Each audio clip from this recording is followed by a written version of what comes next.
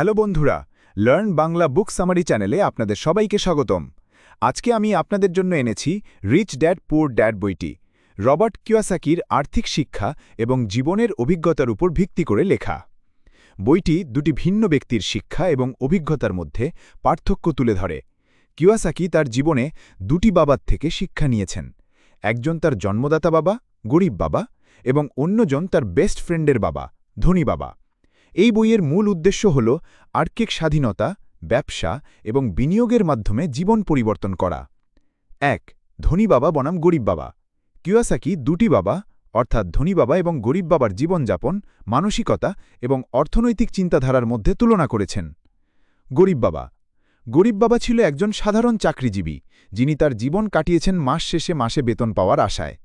তার মতে একটি ভালো চাকরি থাকা মানেই সফলতা। তিনি বিশ্বাস করতেন যে শিক্ষা গ্রহণের পর চাকরি পাওয়া সবচেয়ে বড় সফলতা।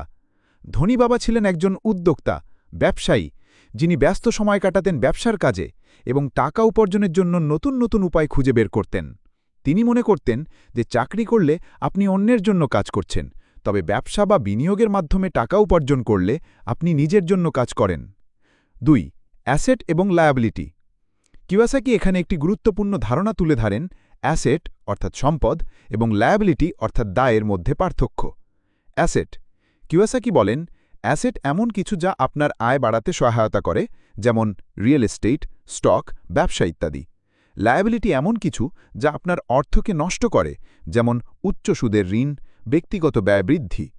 তিনি বলেন, ধনী হতে হলে আপনাকে অ্যাসেট সংগ্রহ করতে হবে, কারণ তা নিয়মিত আয় তৈরি করে। অন্যদিকে যদি আপনি লায়াবিলিটিতে বেশি টাকা ব্যয় করেন, তবে তা আপনার অর্থকে ক্ষতিগ্রস্ত করবে।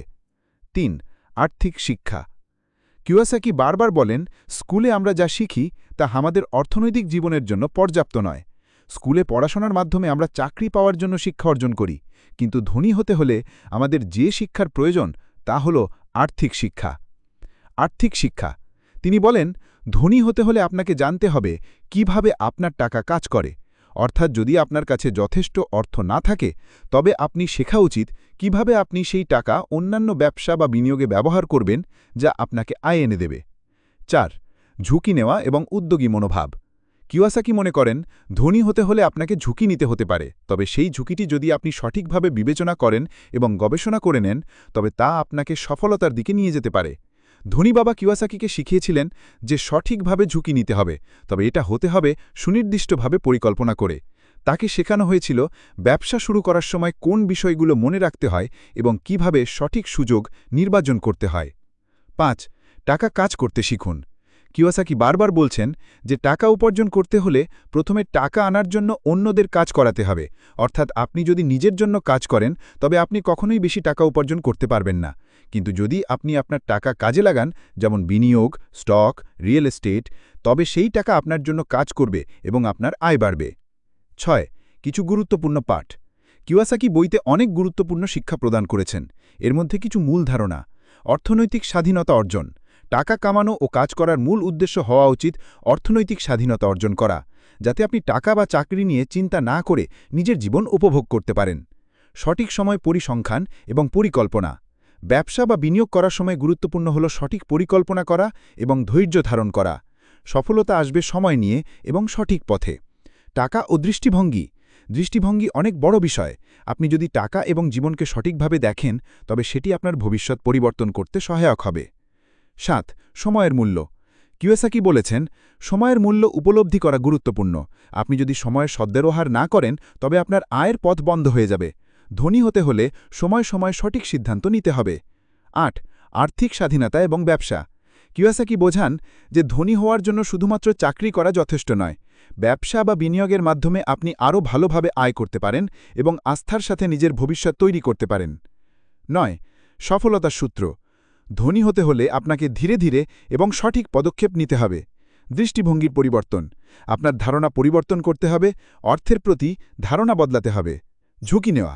ঝুঁকি নিন, তবে সেই ঝুঁকি নিয়ন্ত্রণ করতে শিখুন। ১০. শেষ কথা। রিচ ড্যাড পুয়ার ড্যাড বইটি মূলত ব্যবসায়িক দৃষ্টিভঙ্গি, আর্থিক স্বাধীনতা এবং বিনিয়োগের গুরুত্ব সম্পর্কে শিক্ষা দেয়। কিওসাকি বলেন যে সফল হতে হলে আপনাকে নিজের অর্থের প্রতি সঠিক মনোভাব এবং পরিকল্পনা নিতে হবে। শুধু চাকরি করলে আপনি নিজের জীবন পরিবর্তন করতে পারবেন না, কিন্তু যদি আপনি টাকা উপার্জনের সঠিক উপায় জানেন তবে আপনি নিজের জীবনকে উন্নত করতে পারবেন। বইটি সফল হওয়ার জন্য বাস্তবিক দৃষ্টিভঙ্গি এবং কর্মপন্থা শেখায়, যা আপনার জীবনকে অর্থনৈতিকভাবে স্বাধীন এবং উন্নত করার জন্য প্রয়োজনীয় হতে পারে। যদি ভিডিওটি ভালো লেগে থাকে তাহলে একটি লাইক দিন, শেয়ার করুন বন্ধুদের সঙ্গে, আর এমন আরও বইয়ের বাংলা সারাংশ পেতে চ্যানেলটি সাবস্ক্রাইব করুন এবং ঘন্টার আইকনে ক্লিক করুন। নিচে কমেন্ট করে জানান আপনি কোন বইয়ের সারাংশ শুনতে চান পরের ভিডিওতে। দেখা হবে পরের বইয়ের অসাধারণ গল্পে। ধন্যবাদ, ভালো থাকবেন। লার্ন বাংলা বুক সামারি চ্যানেলের পক্ষ থেকে শুভেচ্ছা।